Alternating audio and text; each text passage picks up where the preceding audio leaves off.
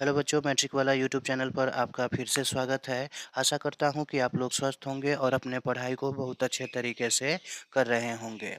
आज हम लोग इस वीडियो लेक्चर में क्लास 10th के भूगोल का पहला चैप्टर भारत संसाधन एवं उपयोग का खंड क पढ़ने वाले हैं। भारत संसाधन एवं उपयोग का खंड क्या करने वाले हैं? क प्राकृतिक संसाधन है, उसके बारे में पढ़ने वाले हैं। इस चैप्टर में को कुल 5 खंडों में बांटा गया है, जिसका पहला खंड है हमारा प्राकृतिक संसाधन। तो चलिए आइए इसका प्रश्न उत्तर करते हैं।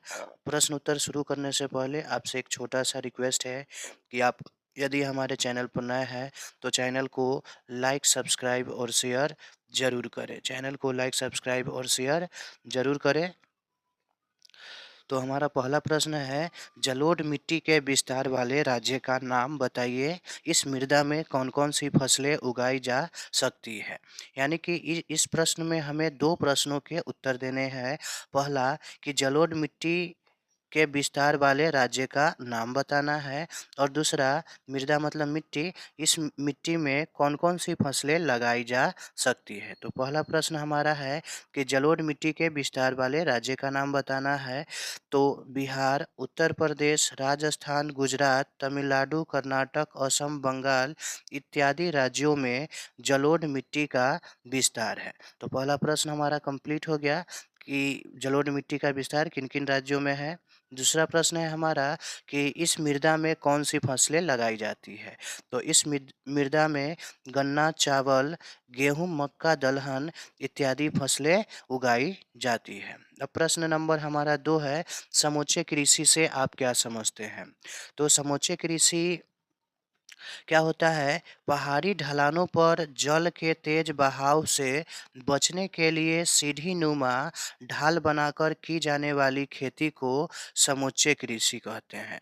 यानी कि सीढ़ी-नुमा ढाल बनाकर की जाने वाली खेती को क्या कहा जाता है? समोच्च कृषि कहा जाता है। इस कृषि से क्या फ़ायदा होता है? यह मृदा अपरदन को रोकता है। यह मृदा अपरदन को क्या करता है? रोकता है। तो आशा करता हूँ कि आपको यह दोनों प्रश्न बहुत अच्छे तरीके से समझ में आया होगा। तो आप चैनल को लाइक, सब्सक्राइब और शेयर ज़रूर करें। प्रश्न नंबर 3 है हमारा, पवन अपरदन वाले क्षेत्र में कृषि की कौन-सी पद्धति उपयोगी मानी जाती है? तो पवन अपरदन वाले क्षेत्र में पट्टिका कृषि, कौन-सी कृषि? पट्टिका कृषि अधिक उपयोगी मानी जाती है। और पट्टिका कृषि अधिक उपयोगी मानी जाती है, जो फसलों के बीच घास की पट्टी लगाकर की जाती है। यानी कि पट्टिका कृषि पद्धति कैसे किया जाता है? फसलों के बीच घास की पट्टी लगाकर। प्रश्न नंबर 4 है हमारा भारत के किन भागों में डेल्टा का विकास हुआ है? वहाँ की मृदा की क्या विशेषता है? तो गंगा नदी द्वारा पश्चिम बंगाल में, महानदी कृष्णा, कावेरी, गोदावरी नदी द्वारा पूर्व तटीय मैदान में डेल्टा का निर्माण हुआ है।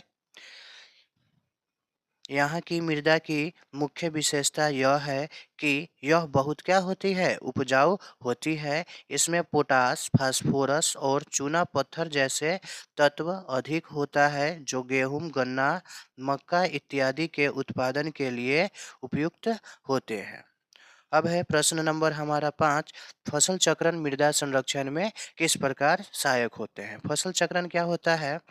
फसल चक्रण में क्या किया जाता है? खेती को बार-बार बदल-बदल कर किया जाता है। एक ही फसल को नहीं लगातार लगाया जाता है। तो क्या है फसल चक्रण? फसल चक्रण मृदा संरक्षण में इस प्रकार सहायक होते हैं कि फसल चक्र से मृदा की खोई हुई ताकत वापस आ जाती है। यानी कि फसल चक्रण से क्या होता है, मिट्टी की जो ताकत खत्म हो जाती है, वो क्या हो जाती है, वापस आ जाती है, जिससे मिट्टी क्या हो जाता है, बहुत उपजाऊ हो जाता है और उसकी पैदावार अधिक हो जाती है। उदाहरण के लिए यदि हम किसी खेत में लगातार क्या करेंगे, गेहूँ, मक्का लगाएँगे, तो उस खेत की उपज क्या हो जाएगी, कम हो जाएगी। यदि उसमें दलहन की खेती कर दिया जाएगा, तो उस खेत की उपज क्या हो जाती है, फिर से बढ़ जाती है। अगला प्रश्न है हमारा, जलोढ़ मृदा क्या है? यानी कि जलोढ़ मिट्टी किसे कहते हैं? तो जलोढ़ मिट्टी क्या होता है? जलोढ़ मिट्टी बालू, सिल्ट एवं मृत्तिका के विभिन्न अनुपात का मिश्रण है, जिसका रंग धुंधला से लेकर लालिमा लिए भूरे रंग का होता है। जिसका रंग क्या होता है? लालिमा लिए भूरे रंग का होता है। और जलोढ़ मिट्टी की क्या विशेषताएं हैं? तो इस मिट्टी की प्रमुख विशेषता यह है कि यह बहुत ही उपजाऊ होती है। जलोढ़ मिट्टी की प्रमुख विशेषता क्या है? यह बहुत ही उपजाऊ होती है।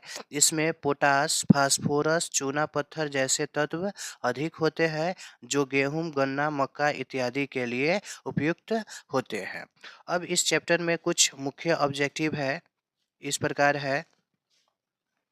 भारत की कुल उपलब्ध भूमि का कितना प्रतिशत मैदान है? तो 43% भाग हमारा क्या है? मैदान है। और 30% भाग हमारा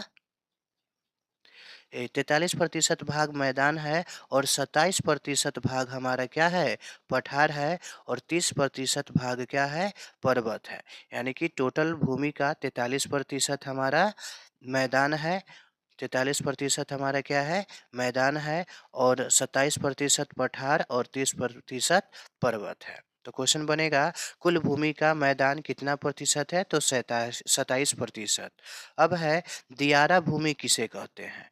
दियारा भूमि किसे कहते हैं? तो उत्तर बिहार में बालू प्रधान जलोढ़ को दियारा भूमि कहते हैं। अब एक और प्रश्न बनेगा कि दियारा भूमि किसके लिए प्रसिद्ध है? तो दियारा भूमि मक्का की कृषि के लिए, यानी मकई की खेती के लिए दियारा भूमि क्या है? प्रसिद्ध है। तो आशा करता हूँ कि आपको यह वीडियो लेक्चर बहुत अच्छे तरीके से समझ में आया होगा। तो इसी के साथ मैं आपसे विदा लेना चाहता हूँ। हाँ, और एक बात, आप हमारे चैनल को लाइक, सब्सक्राइब और शेयर ज़रूर करें। धन्यवाद।